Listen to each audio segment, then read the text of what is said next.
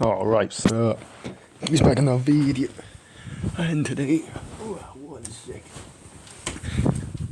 Today we are, we're doing some DFA crazy stuff. It's a bit of a rushed video. This is a post commentary on 2x speed, and I kind of messed up the Discord recording thing because I had the tablet in portrait mode instead of landscape mode, so I've had to zoom in really far, and I don't even know if all the stuff's going to be on the screen. It might be fine. I might have fixed it in the post. But DFA, not a strat I play very often. I kind of have like periods of time where I want to practice it a lot and get better, and then there's a stage where I just give up. But so a bit of yesterday we were in a phase of wanting to actually play the strat. These darts, we got the bottom one on strong, the second one on, or the higher up one on close. I think that's the targeting you want. I can't remember perfectly. It doesn't like feel logical, but I feel like I've heard it somewhere. And the dart players know the ins and outs, what they're doing. So I went for our plantation, get our 1-0 farm. He's gonna send some greens in. We sent a little rush in there just to get some eco, but kind of just chilling through. I want to send in some rushes later on. We're gonna smile. I forgot I face palmed. Not the greatest commentary. It's going quite fast, this 2x speed. We send him in this nice layered rush in here. We kind of just want to force some upgrades, and we got 2 upgrades forced on the left hand side.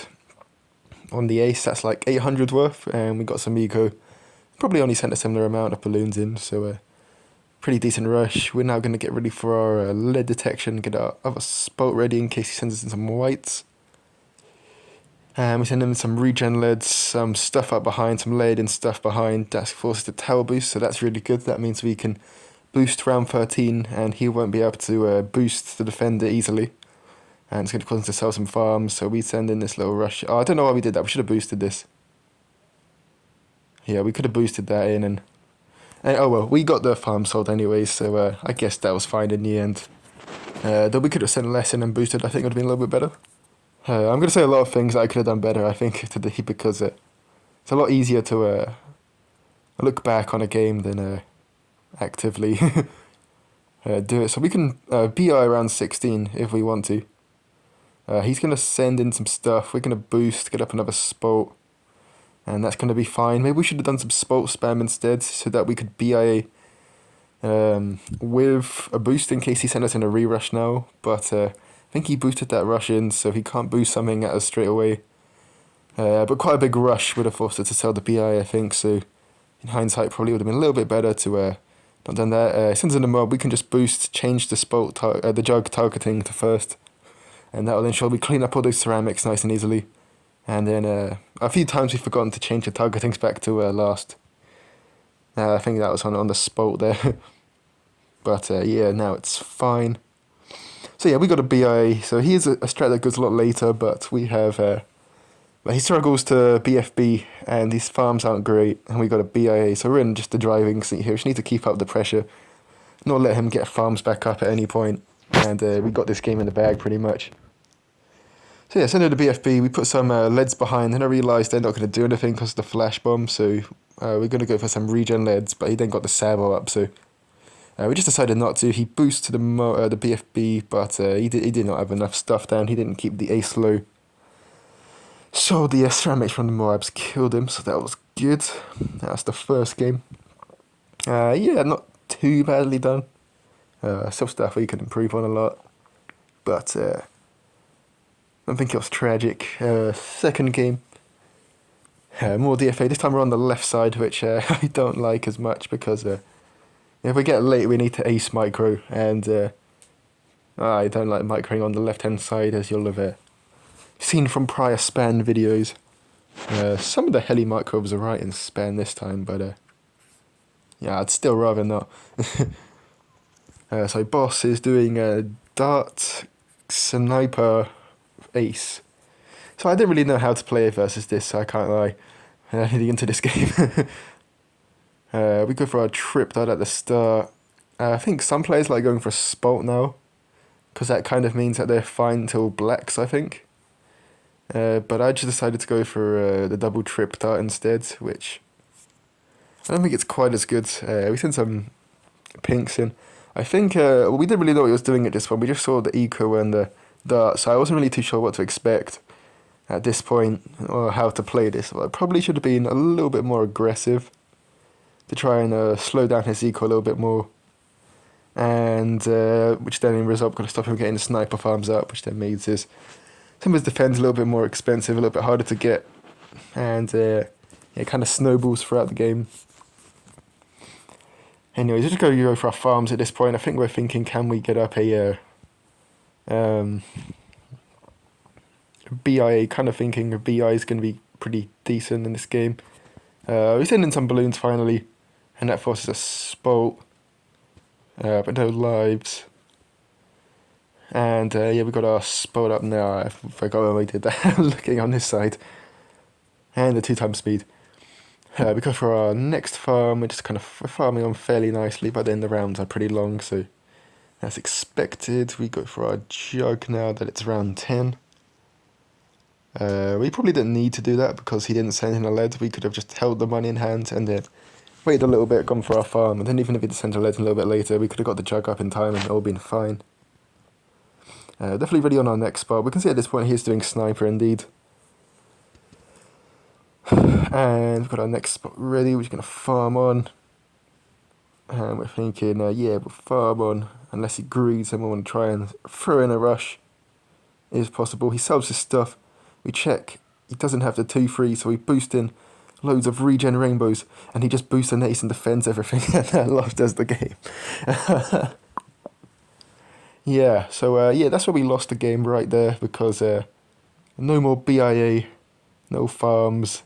So we're never able to get to a point in this game now in which we can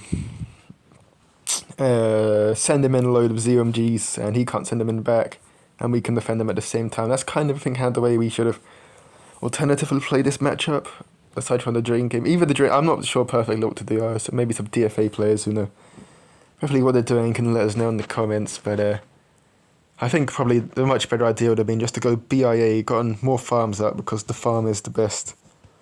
Normal farms are better than sniper farms. And then we could have used this farm lead to keep sending in ZOMGs. He's got the snipers, which would have helped him defend him a bit. I'm not sure if that means he outlasts because of that. Maybe it does.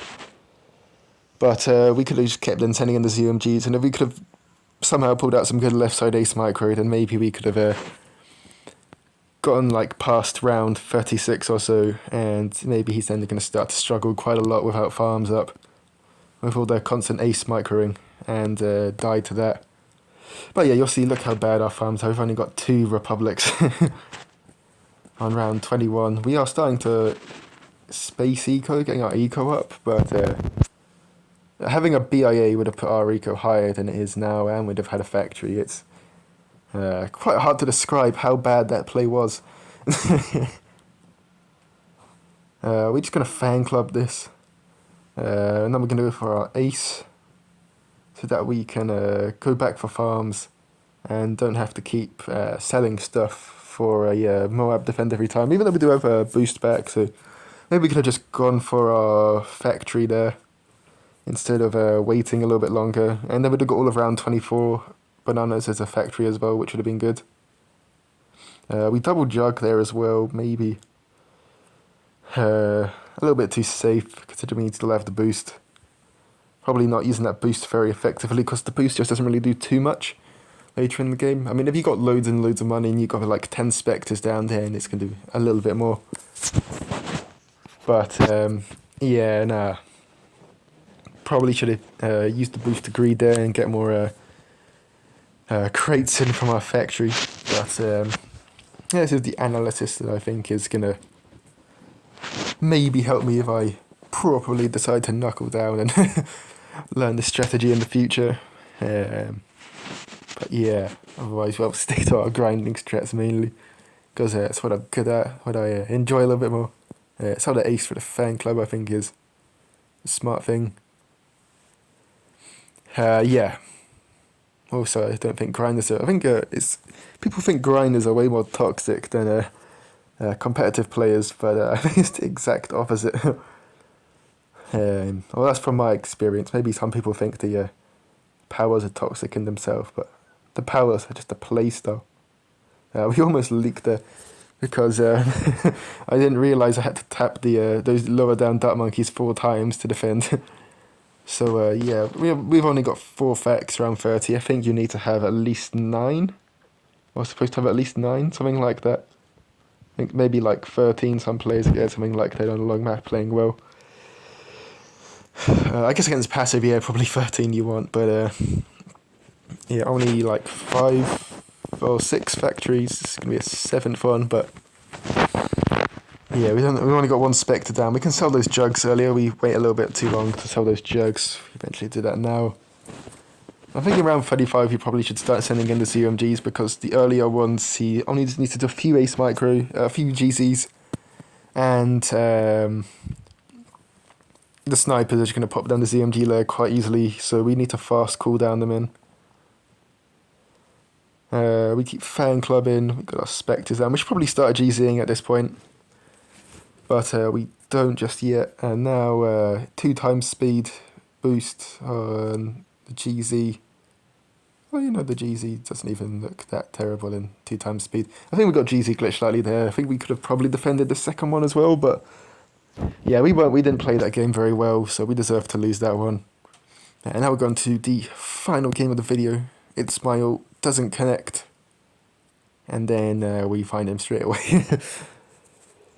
Or straight away in like a few minutes, but I could have just edited out these hanging around times, I can't lie, because it's not live commentated. I could have just done that. That would have been a smart thing to do, but you know, we're gonna have to just wait, look at the hanging around screen. It's like grinding. We just got to look at the hanging around screen for a bit more than the game itself. But yeah, we move. DFA loaded up again. We're on the right side this time, so we're happy that we can take this late. Gonna spike. I like spiking the end. I think I want to place the farmer down a little bit later in case they're ecoing. I want to anti-stall the start heavily. And then spike the end a little bit later in case I want to anti-stall. So that we get the bananas off at the start. It's important. We see tech farms, and now we're thinking we can outlast this guy pretty easily with DFA. Or easily? Actually, I don't know if we do, but I think we outlast this. I think it's easier to not get drained in some of the like mid to later game as well. So yeah, I think outlast tech mortar and tech farm.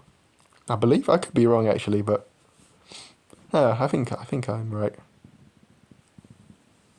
I mean, yeah, the Maelstrom doesn't really do anything to the ZMG layer, and the Moab layers, it doesn't really do too much to pass round 32.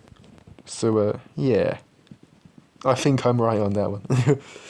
And we get our spolts, our trip darts back up, same configuration as before. We do the blue-black rush, which forces more stuff pretty quickly. You can just alternate them, and in most spots it will mean that the blacks and blues are layered together. It works a little bit better on round 7. It will not do... Yeah, it works a bit better on round 7 because of the reds in there as well. Some maps you have to do reds, blues, blacks, or blues, blacks. The reds don't really do anything other than, I guess, layer it a tiny bit more. He sends a load of regen Ys, which get another dart down to defend all that. We got 3 farms up, this is really good. And go for our jug here. And jug defense a little bit better. He sends us some regen stuff there, so we spolt that, another trip dart down below. We send leads in, we should have done this way earlier. Slow this farms down quite a bit. And now we want to send in this little bait rush in a second, I believe. He sells his whiz for some reason, that was really random. Now rebuys it, we send in this, we just boost that in. And that gets a farm sale. And 2 wizards forced. And now we farm on, and I think we go for our BIA here because... Oh no, we don't do it just yet. Since in this little bait rush right here, we can just get the free spolts, get the spolts down. That was a pretty nice defend, I think, because we could have easily boosted other times. That would have been quite a natural thing for me to do. But now we get our BIA. He goes for his BIA as well, which we think is a little bit greedy, so we sell off a spolt, we boost in some regen leads, sneak in the camo ceram. He wants to maelstrom all this, misses the camo ceram, And we win the game. Anyways, I'm going to wrap up for today's video. Hope you enjoyed. Have a lazy farm now. I've got to go now. Lead the board. Have a nice day. I'll see ya.